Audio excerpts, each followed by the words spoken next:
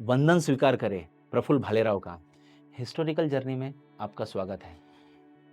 आज हम बात करते हैं चार्वाक दर्शन, जिसमें कई भ्रांतियां हैं, कई सवाल हैं।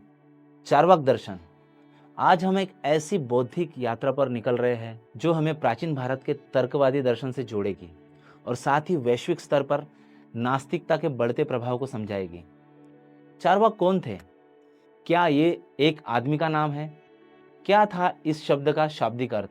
चार्वाक यह एक ऐसा समूह था जो अपनी मीठी मीठी बातों से लोगों को सुखमय आनंदमय जीवन जीना सिखाते थे।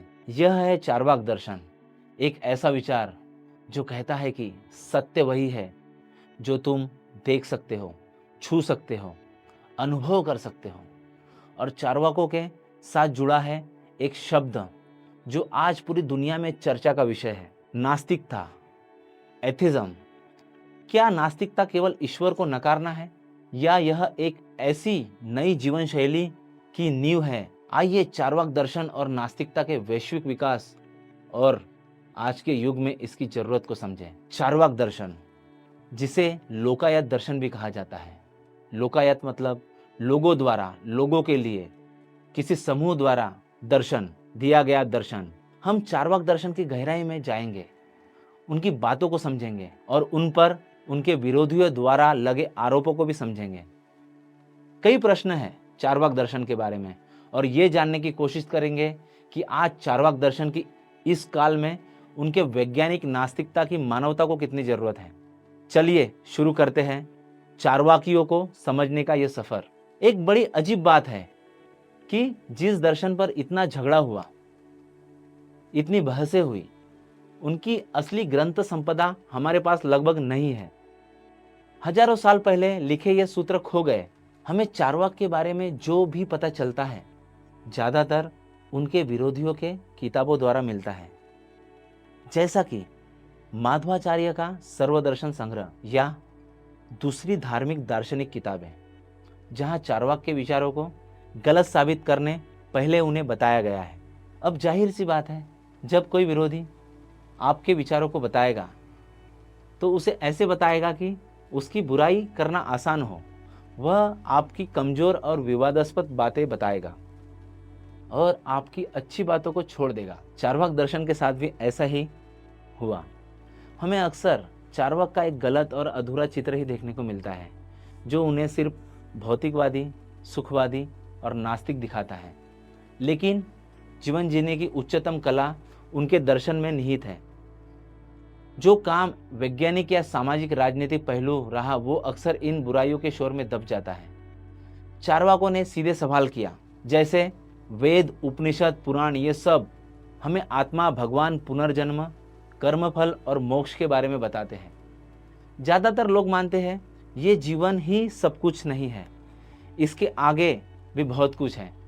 ऐसे में अगर कोई दर्शन कहे आत्मा जैसा कुछ नहीं है, मरने के बाद पुनर्जन्म नहीं है, वेद भगवान की वाणी नहीं है, पुरोहितों द्वारा रचा पाखंडी धंधा है, चार्वाकों ने यही किया, जो दिखता नहीं उसे क्यों माने।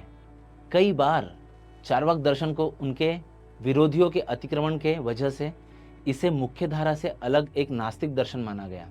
एक आरोप हमेशा लगता है कि चार्वाक दर्शन में खाओ पियो ऐश करने का सिद्धांत है। चार्वाक दर्शन की ग्रंथ संपदा, सभ्यता उन कर्मकांडों पंडित पुरोहितों के लिए खतरनाक थी, क्योंकि चार्वाक सिद्धांतों ने उनके पाखंड की मृत्यु निश्चित थी। इसीलिए विरोधियों ने चार्वाक दर्शन को नष्ट या बदनाम किया, जो आज तक बदस्तूर जारी है। चार्वाक कहते हैं, झूठे ग्रंथ कहते हैं कि ईश्वर के खिलाफ कुछ सुनना मत, सुने तो कान में सीसा डाल दो, कोई ईश्वर के खिलाफ बोले तो उसकी जबान काट दो। चार्वाकों ने इसे समय दर समय वैदिकों द्वारा रचित साजिश कहा और चार्वाकों ने अपनी मीठी और चतुर वाणी से इसका विरोध किया। मानव मानव समान, संपत्ति का समान बंटवारा, राज्य ही धर्म जैसे लोकतांत्रिक सिद्धांत प्रतिपादित किया। चार्वाक दर्शन यह प्राचीन भारत का एक क्रांतिकारी विचार था। इसका उदय लगभग 600 ईसा पूर्व में हुआ, जब बौद्ध धर्म, जैन धर्म और वैदिक जैसे दर्शन अपने चरम पर थे। चार्वाकों ने एक भौतिकवादी दृष्टिकोण अपनाया। इसका मूल सूत्र था प्रत्यक्षम किम भविष्यति, यानी जो प्रत्यक्ष है, जो इंद्रियों से अनुभव किया जा सकता है, वही सत्य है। यह दर्शन कहता है कि विश्व केवल 4 तत्वों से बना है, पृथ्वी, जल, अग्नि और वायु। जो वैदिक संस्कृति के आत्मा, स्वर्ग, नरक या परलोक और आसमानी दुनिया के अवधारणा को खारिज या नकारता है। जीवन का उद्देश्य है सुख, और यह सुख तर्क और अनुभव से प्राप्त होता है, न कि वैदिक कर्मकांड या अंधविश्वास से। चार्वाक दर्शन को अक्सर नास्तिकता से जोड़ा जाता है, लेकिन यह केवल ईश्वर को नकारने तक सीमित नहीं है। यह एक जीवन शैली है जो तर्क, विज्ञान और मानवता पर आधारित है। चार्वाक दर्शन का एक प्रसिद्ध सूत्र है, भविष्य के भय या परलोक की चिंता में वर्तमान को खोना नहीं चाहिए।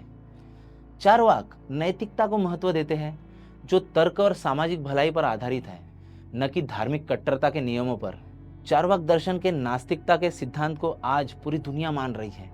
विश्व भर में आज चार्वाक दर्शन में निहित नास्तिकता का प्रसार तेजी से बढ़ रहा है।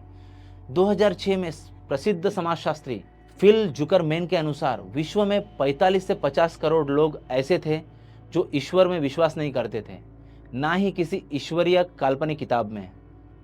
2013 तक यह संख्या 50 से 75 करोड़ तक पहुंच गई, जिसमें चीन ने अकेले 20 करोड़ नास्तिक हैं। 2020 तक WVS वर्ल्ड वैल्यू सर्वे के आंकड़ों के अनुसार चीन में 79%, चेक गणराज्य में 75% और स्वीडन में 78% लोग नास्तिक या गैर धार्मिक है। संयुक्त राज्य अमेरिका में भी नास्तिकता तेजी से बढ़ रही है, जहां सन 2000 के दशक में 6% से बढ़कर 2020 में 23% लोग नास्तिक या गैर धार्मिक हो गए हैं। पश्चिमी देशों में जैसे स्वीडन, नॉर्वे और डेनमार्क नास्तिकता का प्रसार वैज्ञानिक तर्कवाद और समाजवाद, धर्मनिरपेक्षता के बढ़ते प्रभाव के कारण हुआ है, और हैप्पीनेस इंडेक्स में ये देश शीर्ष पर है। जैसे कि चार्वाक दर्शन तार्किक नास्तिकता और खुशहाल जीवन का सूत्र सिखाता है। आधुनिक तकनीकी और इंटरनेट ने नास्तिक विचारों को पूरी दुनिया में फैलाने में मदद की है। विशेष रूप से युवाओं में आज के युग में चार्वाक दर्शन की प्रासंगिकता क्यों है? आधुनिक विश्व में अंधविश्वास, धार्मिक कट्टरता और तर्कहीन प्रथाएं अभी भी मौजूद हैं। उदाहरण के लिए भारत में जहां नस्लभेद, जातिवाद और कर्मकांड अभी भी प्रभावशाली है, चार्वाक का तर्कवादी दृष्टिकोण लोगों को अंधविश्वास और पाखंडवाद से मुक्त कर सकता है। और साथ ही चार्वाक के प्रत्यक्षवाद के सिद्धांत आज क्रांतिकारी बदलाव के साथ साथ जागरूकता भी फैला सकता है। इस दर्शन ने तर्क और विज्ञान को प्राथमिकता दी, और आज वैश्विक स्तर पर नास्तिकता का प्रसार वैज्ञानिक खोजों और शिक्षा के प्रसार से भी जुड़ा है।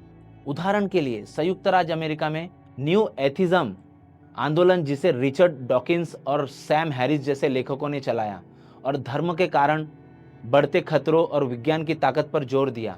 चार्वाक दर्शन हमें सिखाता है कि तर्क और सहिष्णुता का संतुलन जरूरी है, और साथ ही साथ नैतिक जीवन जीने की प्रेरणा भी जरूरी है जो मानवता पर आधारित हो।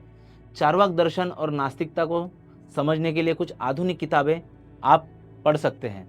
नास्तिकता और भारतीय दर्शन, जिसे रामेंद्र नाथ द्वारा लिखा गया, एक सरल और स्पष्ट पुस्तक है जो चार्वाक और अन्य वैज्ञानिक नास्तिक विचारधाराओं को समझाती है।